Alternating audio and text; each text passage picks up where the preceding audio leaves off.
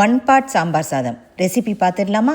ஒரு டம்ளர் ரைஸுக்கு 3/4 கப்பு துவரம்பருப்பு போட்டு நல்லா வாஷ் பண்ணிவிட்டு 5 டம்ளர் தண்ணி விட்டு நல்லா ப்ரெஷர் குக் பண்ணி எடுத்துக்கோங்க.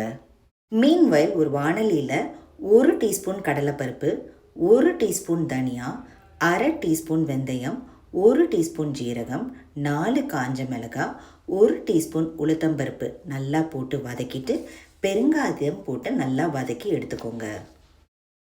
1/4 கப்பு தேங்காய் இதையும் போட்டு நல்லா வதக்கி எடுத்துக்கோங்க. அரைக்கிறதுக்கு முன்னாடி ஒரு சின்ன குக்கிங் டிப்ஸு, 2 சின்ன வெங்காயம், 1 டீஸ்பூன் பச்சையாக தனியாவையும் போட்டு சேர்த்து அரைச்சி பாருங்களேன், சாம்பார் சாதம் வேறு லெவலில் இருக்கும்.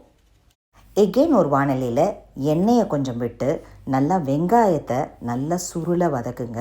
அது கூட அரை தக்காளி, அப்புறம் உங்களுக்கு பிடிச்சமான காய்கறிகள் கேரட்டு, பீன்ஸு, உருளைக்கிழங்கு, காலிஃப்ளவர், முருங்கைக்காய் எல்லாமே போட்டு அதையும் நல்லா வதக்கிக்கோங்க. இது கூட 1 டம்ளர் தண்ணியை விட்டு காய்கறியை நல்லா வேக வச்சு எடுத்துக்கோங்க. தேவைக்கேற்ப கல்லுப்பு சேர்த்து எடுத்துக்கோங்க.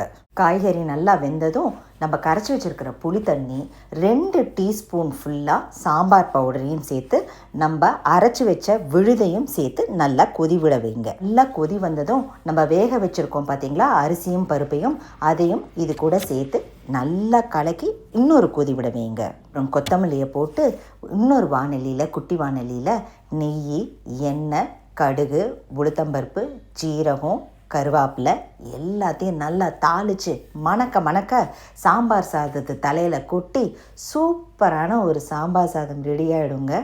நல்லா சாப்பிடுங்க, அமக்கலமாக இருக்கும். டெஃபினட்டாக ட்ரை பண்ணிவிட்டு கமெண்ட் பண்ண மறந்துடாதீங்க. தேங்க்ஸ் ஃபார் வாட்சிங்.